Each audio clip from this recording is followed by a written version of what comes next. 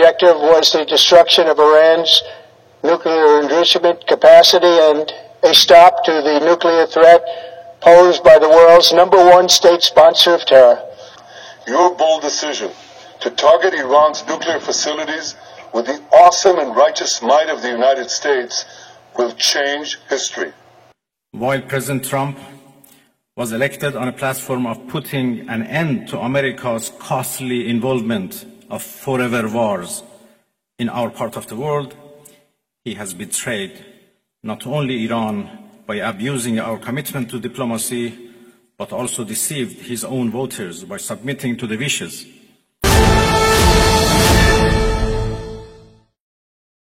ተናስተልኝ የፈንታሌ ሚዲያ ቤተሰቦች እንደምን አረፈዳችሁ እንደምን ዋላችሁ በዛሬው ዝግጅታችን የአሜሪካው ፕሬዝዳንት ዶናልድ ትራምፕ በይፋ የኢራንን 3 የኒኩለር ጣቢያዎች ወይም የዩራኒየም ማበልጸጊያዎችን መተናል ብለው በይፋ ተናግረዋል ዓላማችን አሉ ቀደም እንደመግቢያው ላይ እንዳያችሁት የኢራንን የኒኩለር ጣቢያ ማውደም ማስቆም ነው ኔታንያሁ ደግሞ ትልቅ ታሪክ በመካከለኛው ምስራቅ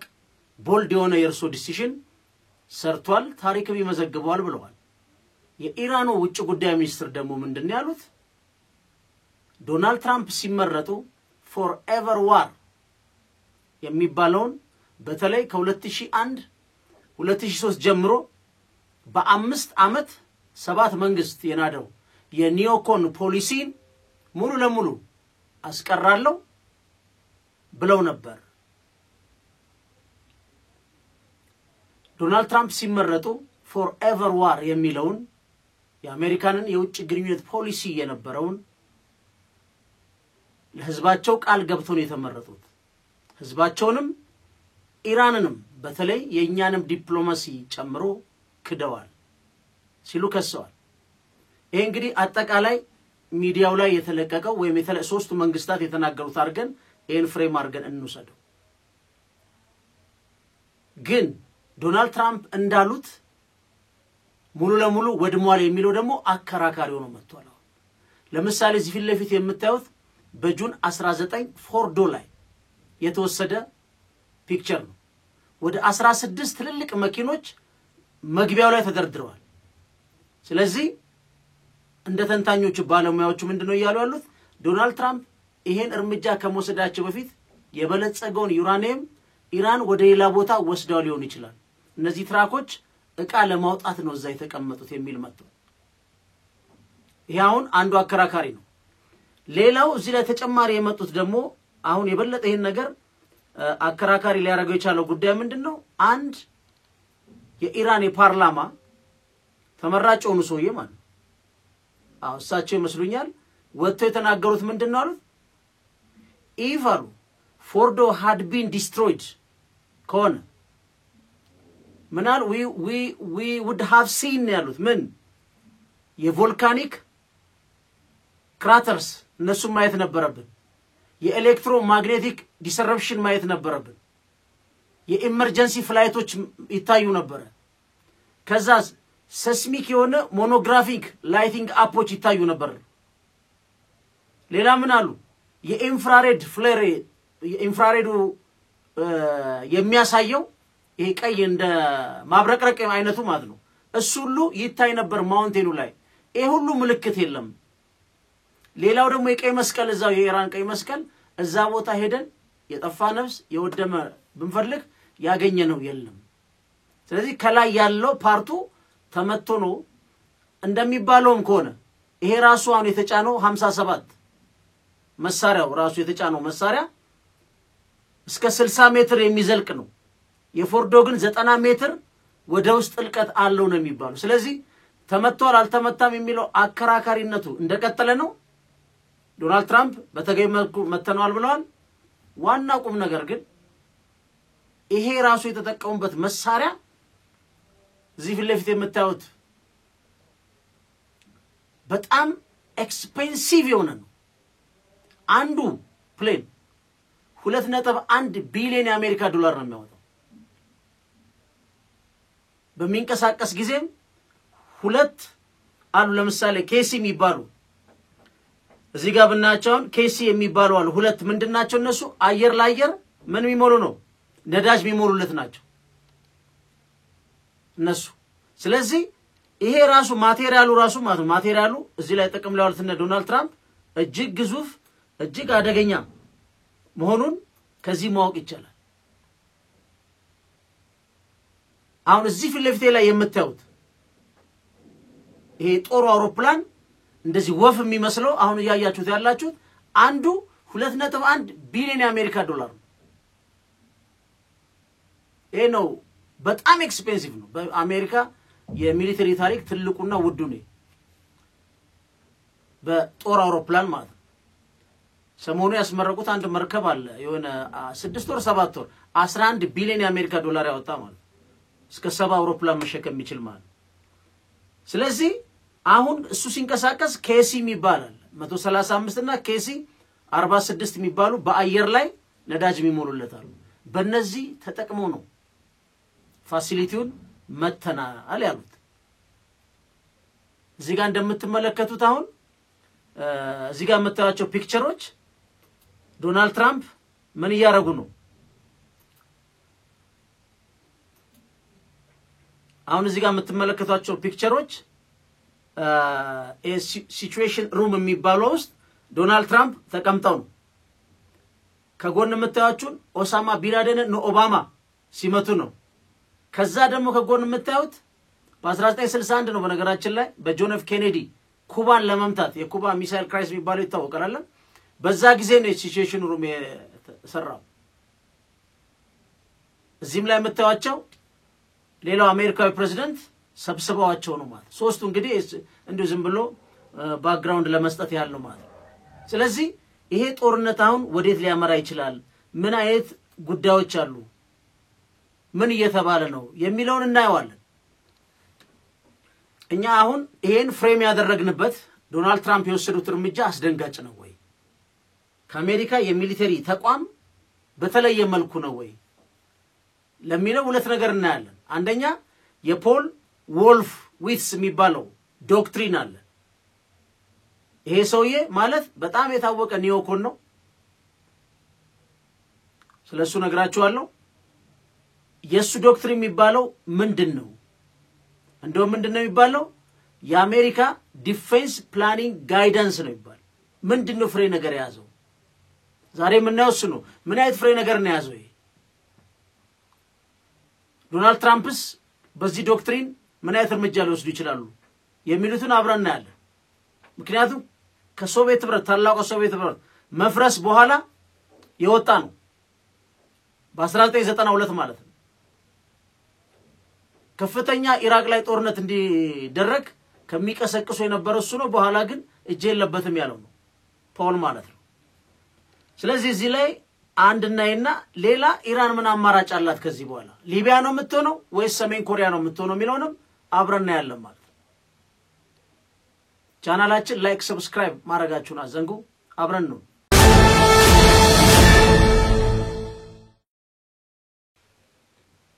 የመጀመሪያው እዚህ ጋር የምናየው ዶናልድ ትራምፕ ፎርኤቨር ዋር የሚለውን አስቀራለው ካሉ በኋላ ከፔንታገን ጋር ሲመክሩ የመጀመሪያው ከእንዲ የሚነሳ ወረቀት የዚህ ፖል ወልፍ ዊትስ ዶክትሪን ነው ይሄ ዶክትሪን ምንድነው የሚለው ከታላቋ ሶቪየት ህብረት መውደቅ በኋላ ይላል የዩኤስ ፎሬን ፖሊሲ ወይም ኮልድ ዋር ካበቃ በኋላ ማለት ነው እንደሚለሱ ሜንቴኒንግ አሜሪካን ዶሚናንስ የአሜሪካ ተጽዕኖን ያገኘነውን the new world order ብለው ያወጁበትን ያን ተጽዕኖ ሜንቴን ማለት ባለበት ማቆየት ነው ምን አድርጎ ነው የሚያቆየው by preventing the rise of any potential rival superpower ማንም በአሜሪካ ደረጃ ሱፐር ፓወር ሆኖ ሊወጣ ሊሞክር ያለውን መቀንጠስ ነው ሌላም እንደሚለው ensuring ይላል USA access to key regions አሜሪካ በመትፈልጋቸው ግዛቶች ውስጥ መግባት መውጣት ማስተዳደር ሄጂሞኒያ መቀጠሉን እድሉ እንዳላት አቅሙ እንዳላት ሁሌ ማረጋገጥ ነው ለምሳሌ ለይዝላል the middle east ይላል ሰውየው ራሱ ሌላው ምን ይላል the doctrine emphasized ይላል በጣም ቦታ ሰጥቶ ዶክትሪኑ ከሚናገራቸው የአሜሪካ እንግዲህ ይሄ ምንድነው ብለናል የዲፌንስ ፕላኒንግ ጋይዳንሱ preemptive measures actions በማንኛው ስጋት ላይ መወሰድ አለበት ብሎ ያስቀምጣል ሌላውስ አሜሪካ የጦር ሰፈር በተለያዩ ቦታ ሊኖራት ይገባል ይላል ይሄ የአሜሪካ የፔንታገን ጋይድ ምንም ነገር ሰሩ በዚህ ጋይዳንስ ውስጥ ገብታችሁ ነው የምትሰሩ ትራምፕ ቃል ገብተው ይመጡ ፔንታገን ጋር ሲገቡ ይሄ ጋይዳንስ እየተጠበቃቸው ይሄን መዝለል ሳይችሉ ቀርተው እሳቸውም ክሊንተን በኮሶቮ ቡሽ በኢራቅ ኦባማ አፍጋኒስታን ባይደን ዩክሬን እነዚህ ሁሉ ምን ሆነዋል በሶስተኛ ወገን ጦርነት ውስጥ ተሳትፈዋል ከሁሉ በላይ ያደገኛው ምንድነው ዶናልድ ትራምፕ አሁን የወሰዱበት እርምጃ በኮንግረስ ያልጸደቀ በመሆኑ ኢምፒችመንት የነሱ ሂደት ላይ ሊያጋጥማቸው ይችላሉ የሚሉም ሰዎች ብቅ ይያሉ በአጠቃላይ ይሄን እንግዲህ ይሄን ፎሬን ፖሊሲ ዲሲዥን ኢራቅን 2003 በዚህ ነው ወረሩት የዚህ ባለቤት በስሙ ነው የሚጠራው በነገራችን ላይ በፖል ራሱ ስም ነው የሚጠራው ግን አንድ በአንድ ኤሌመንቶቹን እንያቸው የኢራን ለምሳሌ ኢራን አሁን ይሄን አሜሪካ ወሰዷ እንደዚህ አይነት ግራንድ የሆነ ፖሊሲ ተቀምጦ እንዴት ሊያስደነግጣቸው እንደሚችል ግራም ይገባል ለምሳሌ ምንድነው የሚለው maintaining US primacy ይላል በማንኛውም ጉዳይ ነው የሚለው የሷን ሱፐር ፓወር ለድርድር ማቅረብ አይቻልም አንዱ ኤሌመንት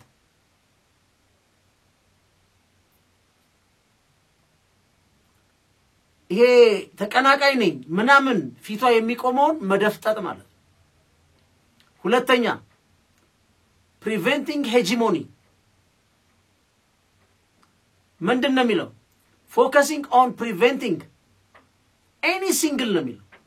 nation from dominating a region ምን ማለት ነው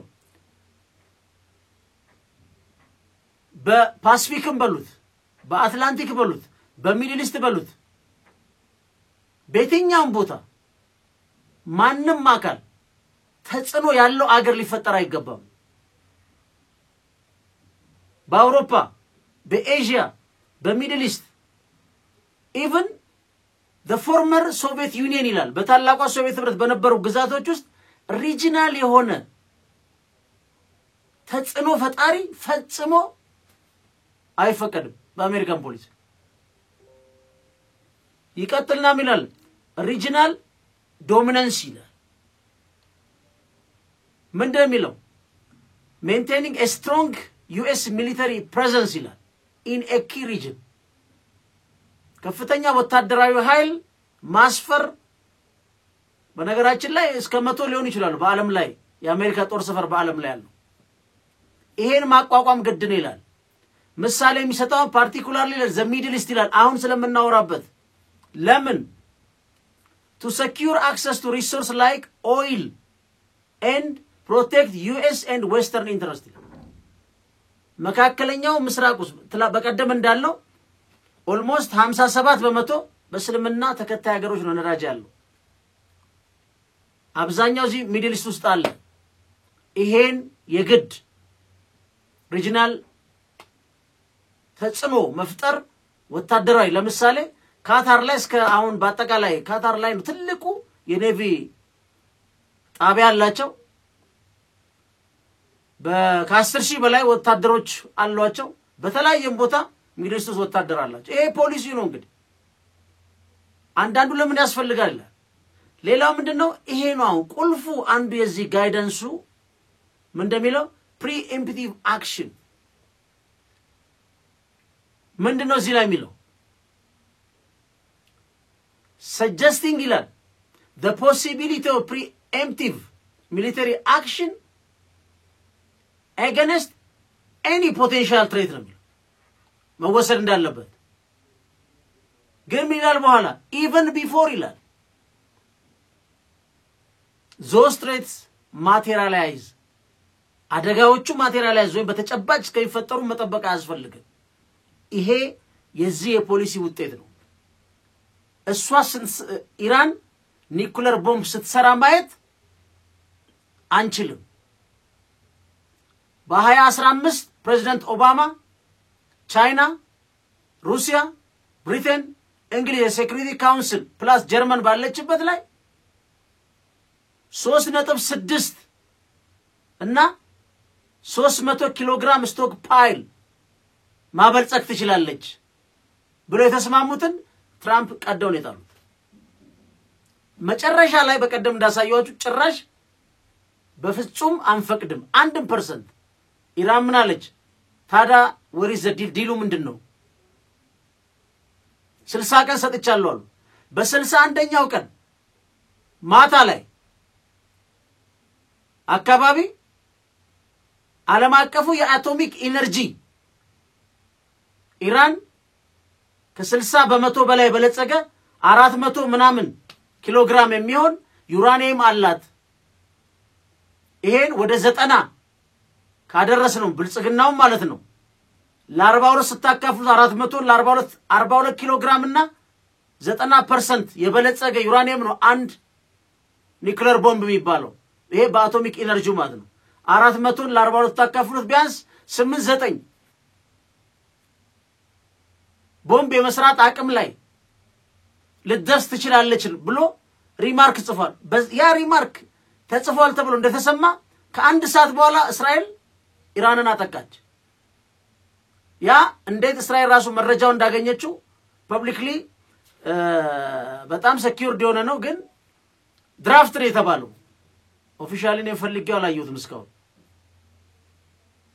እንግዲህ ትልልቅ ሀገሮች ስለሆኑ በብዙ መንገድ እዛም ውስጥ የራሳቸው ሰው ሊኖር ይችላልና ቀድማ ይሄን እርምጃ ወሰደች ማለት ሌላው እዚህ ጋር ስትመጡ ምንድነው የመጨረሻው ሚለው emphasize on military strength ይላል ዶናልድ ትራምፕ ምን እንደሚሉት strength next peace ኔታንያሁ ይላል strength next peace even ዶናልድ ትራምፕን ሲያመሰግን ኔታንያሁ ይሄን ቃል ተጠቅሟል ዶናልድ ትራምፕ የአሜሪካን ሚሊተሪ ማዘመን ጠንካራው ነው መገኘት ነው መጀመሪያ ከዛ በኋላ ነው ዲፕሎማሲ ንግግር ብሎ ነው የሚያምኑት አሁን የኒኩለር ፋሲሊቲው መተው በሳቸው በዚህ አካሄድ ስትሮንግ ፖዚሽን ይዘው ይጄናውን ከኢራን ጋር መደራደረው ነው ሐሳባቸው ቀድሞ የመጡት ማለት ነው አሁንም ተጨማሪ እርምጃ ኢራን ብትወስድ ብለዋል ምን ብለዋል ዶናልድ ትራምፕ ከዚህ የበለጠ ቅጣት ይጠብቃታል ግን ዛሬም እስራኤል ላይ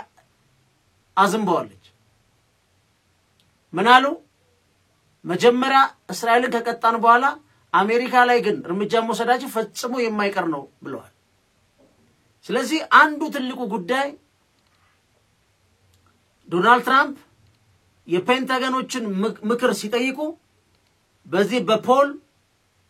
ወልፍ ዊዝ ዘውዬ ዶክትሪን ጋይድ ተደርገው ነው ፋይናሊ በዚህ ጋይዳንስ ሲመሩ ሰውየው ለህዝብ ፎሬቨር ዋር የሚለውን አንድም የፎሬን ጦርነት ውስጥ ኤሌመንት እጅ አይገባም ብለው እሳቸው ገብተውበታል ዋናው ፋሲሊቲው ማውደም ነው ብሏል አሜሪካ ለሁለት ተከፍለዋል ደጋፊም በጣም ደጋፊም አላቸው በመምታታቸው ከዚህ በኋላ እሳቸውን ከመጡ በኋላ ምን ሊከሰት ይችላል ምን ሊመጣ ይችላል ምን አይነት ነገሮች ሊፈጠሩ ይችላሉ የሚሉትን ደግሞ እናያለን በተለይ አንድ ሌላ የምናየው ሐሳብ ምንድነው ምናልባት ከተሳካ ተብሎ እየተጠበቀ ያለው face saving in diplomacy ወይም face saving diplomacy ምናልባት በዚህ መልኩ ሊጠናቀቅ ይችላል ምንድነው ግን የራሱ face saving diplomacy እናየዋለን ቀጥለን ለኢራኖቹ በጀርባ የሚደረግ ድርድር ምናልባት ሊሰጡ ይችላሉ የሚሉአል ግን ምን አይነት ነገሮች ይፈጠራሉ የሚሉትን አንዳንድ ፖሲቢሊቲዎችን ቀጥለን አብረን ያለን ፈንታሎች ነን አብረን እንቆይ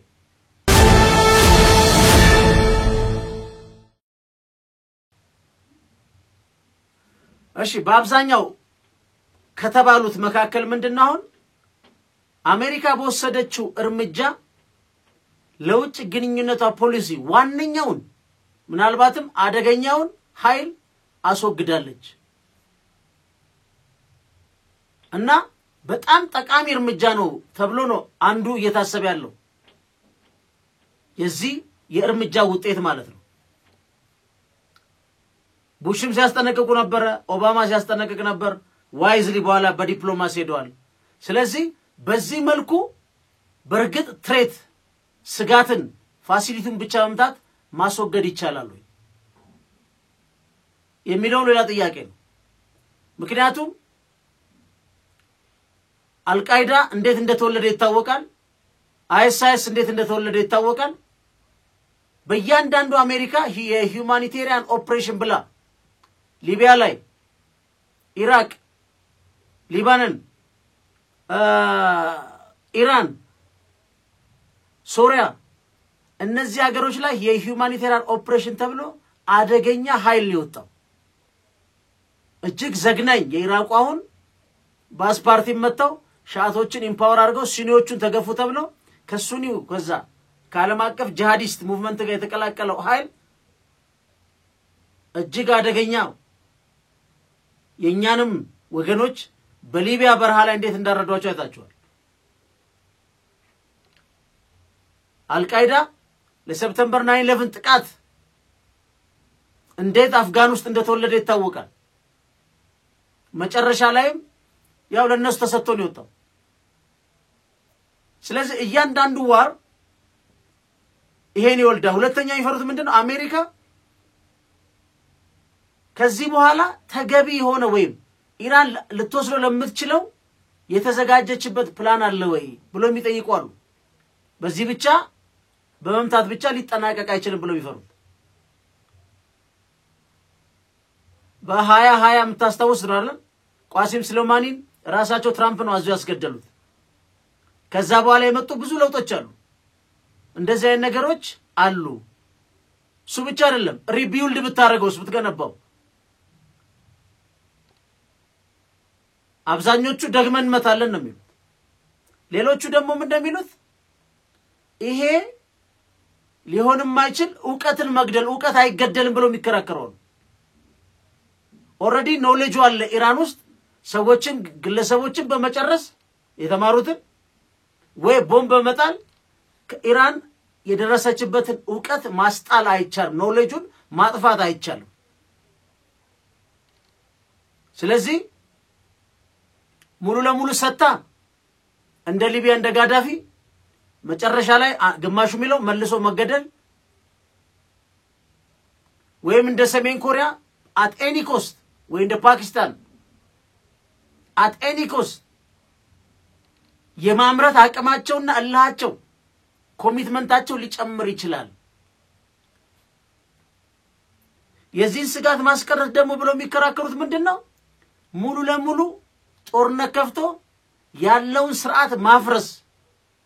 አዲስ እነሱ በሚቆጣጠሩ ስርዓት ካልገነቡት በማንኛውም ሰዓት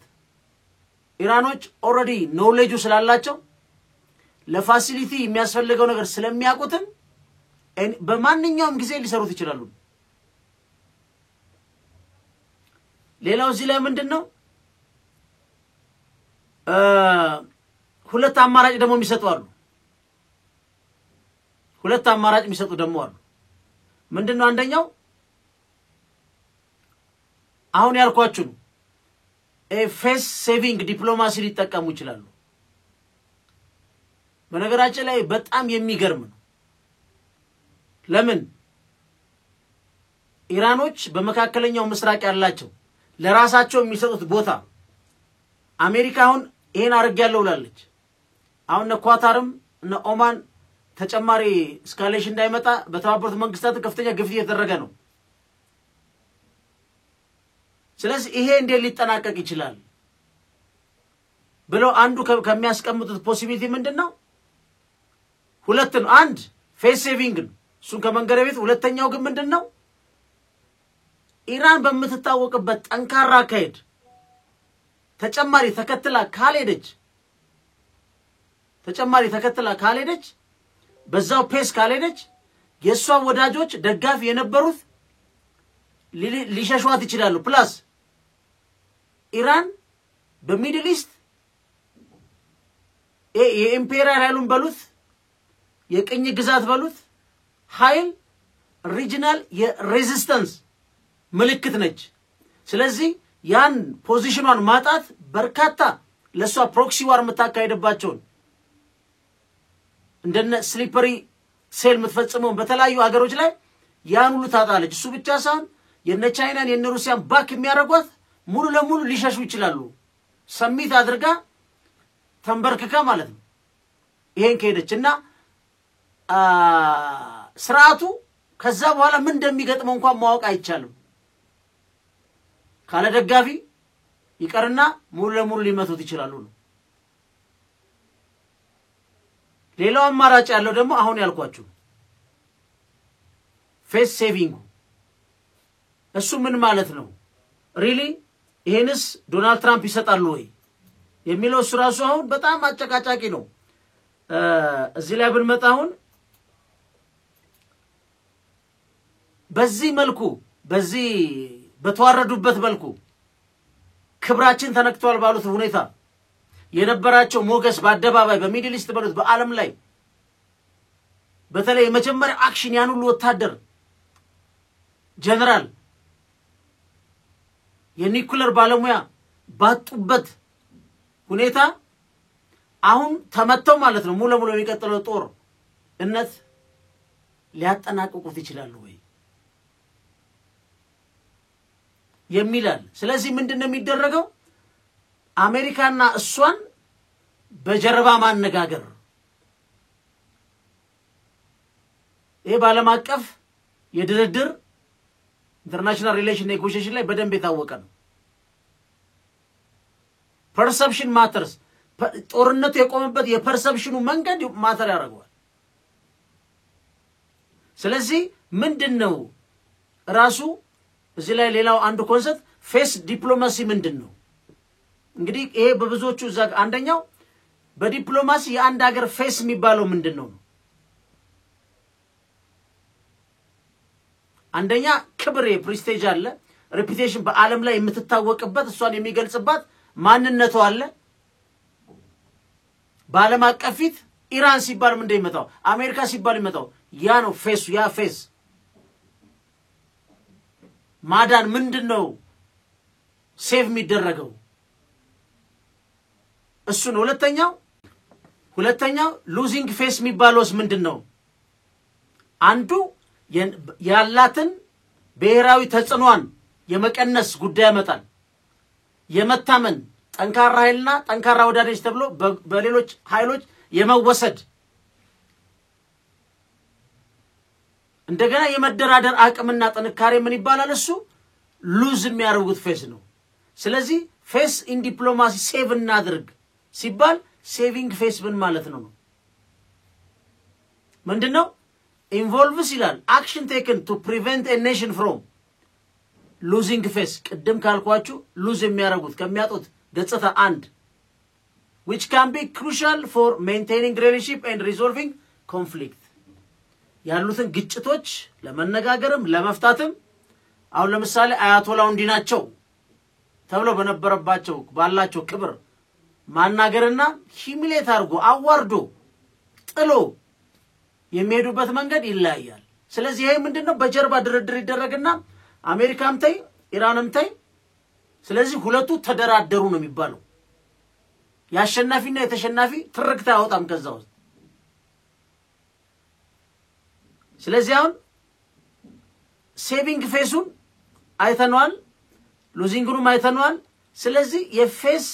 ሴቪንግ ስትራቴጂዎች ምንድናቸው አሁን ከኢራን ይሄን ታረጋለች ወይ ዶናልድ ትራምፕስ ይፈቅዳሉ ገና እኮ ነው ይሄ እንግዲህ ባለሙያዎች የሚሉት አንዱ ምንድነው ኮምፕሮማይዝ ማድረግ ለሁለቱም በሚጠቅም መልኩ ጉዳዩን ኮምፕሮማይዝ የማድረግ ጉዳይ ነው ቢያንስ ለምሳሌ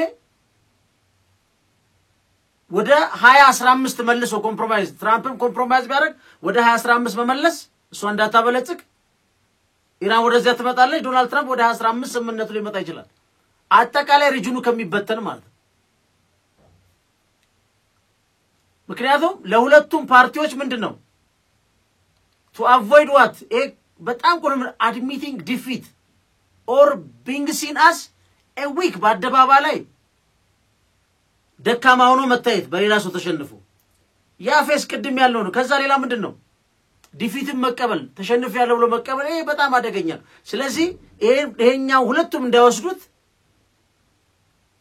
ትንሿ ኢራን አሜሪካን አንበረከከች ወይም አሜሪካ ኢራንን አንበረከከች የሚል የሚዲያም ፖለቲካ ላይ ከመድረሱ በፊት ምን ይደረጋል ማለት ነው ኮምፕሮማይዝ ያደርጋሉ ማለት ሌላ ምንድነው ኢንዳይሬክት ኮሚኒኬሽን ሁለቱ በመረጡት ሶስተኛ ወገን ያወራሉ ማለት ነው ብዙ ጊዜ ኳታር በዚህ ጥሩ ነች ካላት እንትን ያደገኛም ኃይል ነው ግን ኳታር ብዙ ጊዜ አልቃይዳና አሜሪካን ማዋራት ብቻ ሳይሆን እስረኛ ሁሉ የሚፈልጉትን ስታቀያየሩ ነበር ኳታር በዚህ ጎበዝ ናቸው ስለዚህ በሰርድ ፓርቲ እንዲያወሩ ይደረጋል ማለት ነው ሌላው ምንድነው ሺፍቲንግ ብሌም እሷ ባትሰራ ኖሮ እኔ አልመታትም መስራት መብቴ ነው ያለም አቀፍ ግጥሰ ነው ዋር ክሪሚናል ጂኖሳይደር ነው የተባለው እንደዚህ አሁን ሚዲያ ላይ ይመላለሳሉ ይሄን ምን ያደርጋሉ ማለት ነው ለድርድሩ ኔጌቲቭ አውትካም የሚያመጣውን ጉዳይ ወደ ጎን ያረጉታል ማለት ፎከስ የሚያደርጉት ምንድነው ሼርድ ዶኖ ጎል ታላቁ አሜሪካ የሪጂናል ሬዚስታንስ ኢራን በእነንተና አንተና ተደራደሩ የሚል ሁኔታ ላይ ይመጣል ማለት ከዚህ ውጪ ግን ኢራንም ይሄን አልቀበልም ብላ ቢኬድ ምንድነው ሊያስከትል የሚችለው ነው ትልቁ ጥያቄው የተፈራው ነገር ኢራን አሁን የሚሰጡት መግለጫ በጣም አደገኛ ነው በጣም አደገኛ ነው የሚሰጡት መግለጫ እንበቀላለን ነው እስራኤልም ላይ ፈጽመዋል እስራኤልም መታለች ይሄ ነገር ከቀጠለ ምን ብሏል ዶናልድ ትራምፕ የከፋ ነው ስለዚህ በዚህ መሃል አንድ ሰርድ ፓርቲ ሁለቱም ያም ሲዝት በአደባባይ እንዳይዋረዱ ወይ ምንድነው የማያቋርጥ ጦርነት ውስጥ ሪጅኑ ሙሉ ለሙሉ ሚድል ኢስት ሊገባ ይችላል አንደኛ እሷ ምን አላት ፕሮክሲ ዋር ማረግ ጎበዝ ነች ኢራን በተለያዩ ቦታ ደግሞ አሁን እንደነ ስሊፐሪ ሴል እንዳለው የተለያዩ ኃይሎች ዜጎቹን ሊመታች ኤኒ አሜሪካን ሲቲዝናውን ታርጌትድ ነው ብላለች የአሜሪካ ጥቅሞች ለምሳሌ ዛሬ ካለኝ አንድ የኳታር በተክርስቲያን ላይ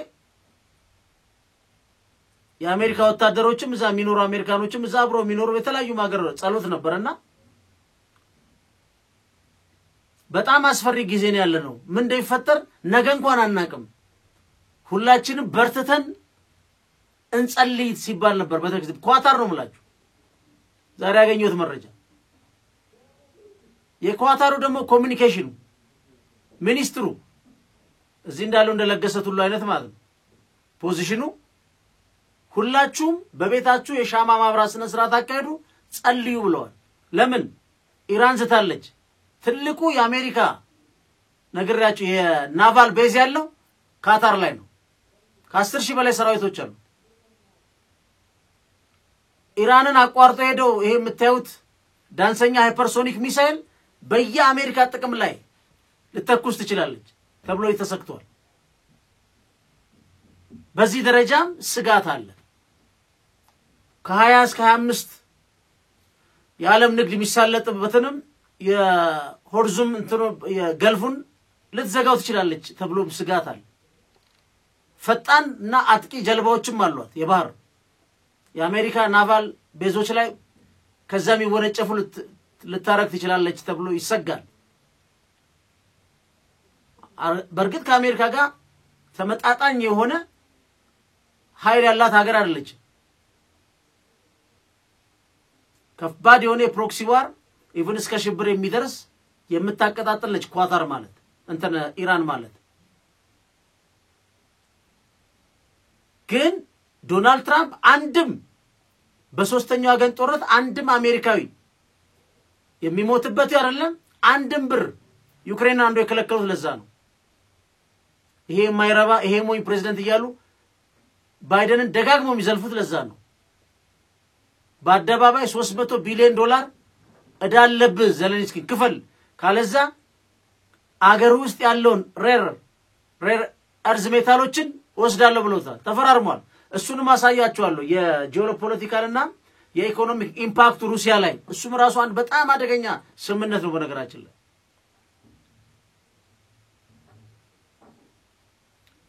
ሌላው ደግሞ ተጨማሪ ተብሎ የሚነሳው ምንድነው አሜሪካ ይሄን እርምጃ በመውሰዷ ትኩረቷን ወደ ዩክሬንና ሩሲያ ለመመለስ በቂ ጊዜ ይኖራታል ዶናልድ ትራምፕ እንዳሉት ከወደመ ማለት ነው እሱ ብቻ አይደለም ኢራን አሜሪካ ከማትፈልጋቸው በተለይ ከሩሲያና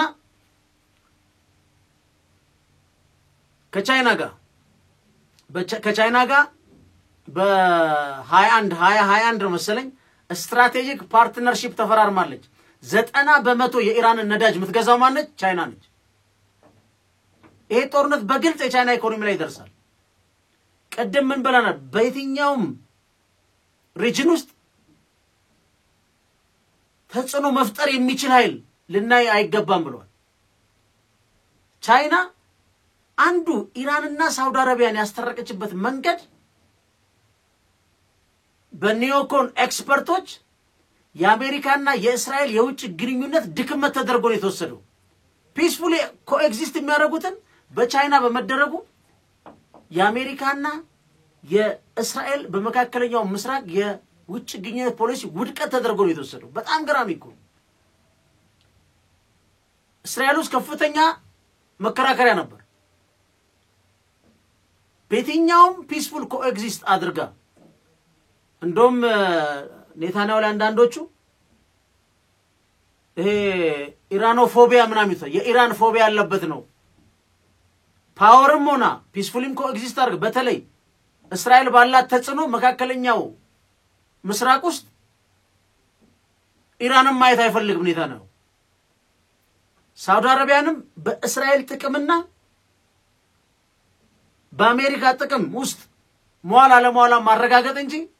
በየትኛው በቀደም አሁን F-35 ለሳውዲ አረቢያ ሲሸጥ የእስራኤል መከላከያ ሚኒስትር ተቃውሞ አስነስቷል ምክንያቱም the balance of power ማለት ለምን ይሸጣል ብሎ ማለት እንደዚህ አይነት ሂደቶች መካከለኛው ምስራቅ ወጥረው ይዘውታል ሌላው ምንድነው ማስማማቷ ብቻ ሳይሆን ሶስቱን ይዛ ብሪክስ መግባቷ በቀደም እንዳልነው የዲዶላራይዜሽን እንደ ባድ አፕል ምትታየው ኢራን ነች ይሄ እርምጃ ለአሜሪካንም ከፍተኛ ኢኮኖሚ ጠቀሜታ እንደገና እሱ ብቻ አይደለም የኦይል ስርጭትን የመቆጣጠር የፔትሮ ዶላር ስምነትን ማስቀጠል ከፍተኛ የኢኮኖሚክ ቤኔፊት ያመጣላታል ተብሎ ሁሉ ይጻፋሉ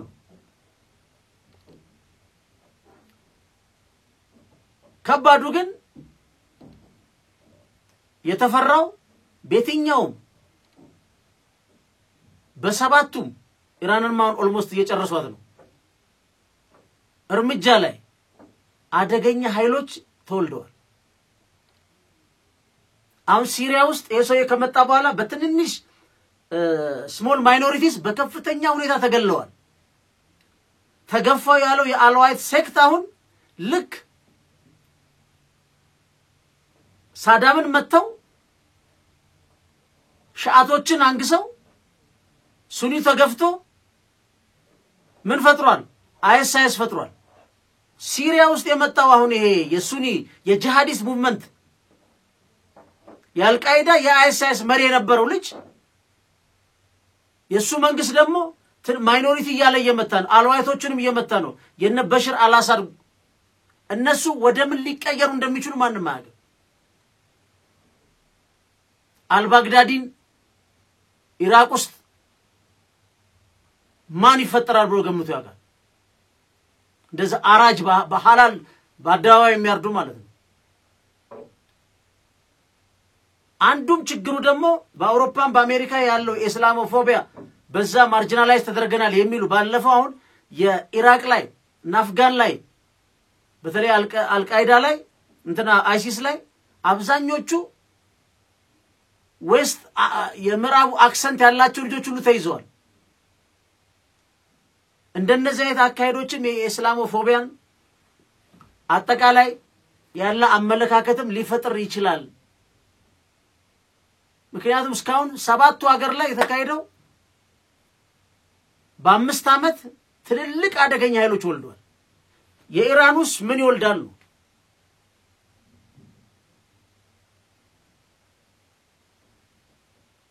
ሱብቻ ሳይሆን የንጉሱ ልጅ በተደጋጋሚ መግለጫዎች እየሰጠ ነው በ1979 በኢስላም አብዮት የተመቱት የንጉሳዊ ቤተሰቦች እሱንም ወደዚህ ማምጣት ወይ እንደ ፑፔት ማስቀመጥ ራሱ የቻለ ውስጣዊ በሆነ ኢራን ውስጥ ይሄ የአያቶላ አስተዳደር አያስፈልገንም ብሎ ከኃይል ፈንቅሎ ወጥቶ ወደ ህዝባዊ መንግስት የሚቀይር አካል እዛውስ ማግኘትና መፈጠር ካልቻለ ከውጭ ይመጣ ኢምፖዝ የሚያደርጉት በቀጣይነት የፕሮክሲም የፍንዳታ የሽብር አጠቃላይ ሊወልድ እንደሚችል በስፋት የሚናገሩዋል ስለዚህ በአጠቃላይ አንደኛ ሙሉ ለሙሉ ስናጠቃለው የኢራን ይውደም አይውደም ገና ጊዜ ይፈልጋል ሁለተኛው ይሄ የመጨረሻው ሊሆን እንደማይችል ደግሞ ምንድነው ብዙ ፍንጮች አሉ ቻይና ሩሲያ ባደገኛ ሁኔታ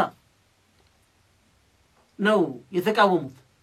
ለምሳሌ አሁን ኔድቬዴቭ የቀድሞ የሩሲያው ፕሬዝዳንት የነበረው አንድ ያካፈለው ጽሁፍ ነበር ምንድነው የሚለው አሁን ይሄ ዲሚትሪ ሜድቬዴቭ የቀድሞ የሩሲያው ፕሬዝዳንት at this rate ይላል Trump can forget about the Nobel Peace Prize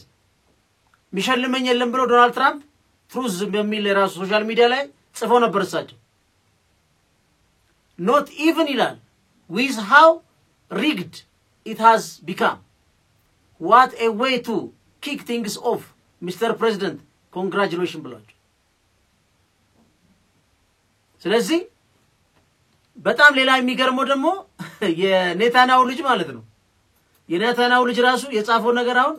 አንዱ ራሱ በኔታንያሁ ምን ያህል ጭንቀት ውስጥ እንዳሉ መታቁትም thank you America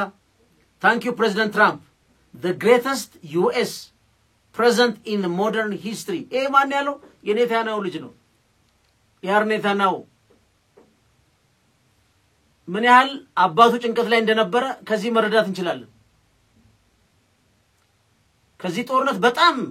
ኤግዚት ስትራቴጂ አለው የለም ተብሎ ጭቅጭቅ የነበረው አሜሪካ ራሱ ያላት ኤግዚት ስትራቴጂ አይታወቅም ኔታንያሁ ግን ተርፏል ትራምፕ አትርፎታል ምክንያቱም አሜሪካ ገብታለች አሁን የጋራ ነው እንጂ ኔታንያሁ ራሱ በየትኛው እስራኤል ባላታል ኢራንን ማንበርከክ አትችልም እሱ ብቻ አይደለም ፋሲሊቲው ማፍረስ አትችልም ባለፈው ሰርቻ ሳይቻቸው አሁን ያን ቦምብ ነው ዶናልድ ትራምፕ የተጠቀሙ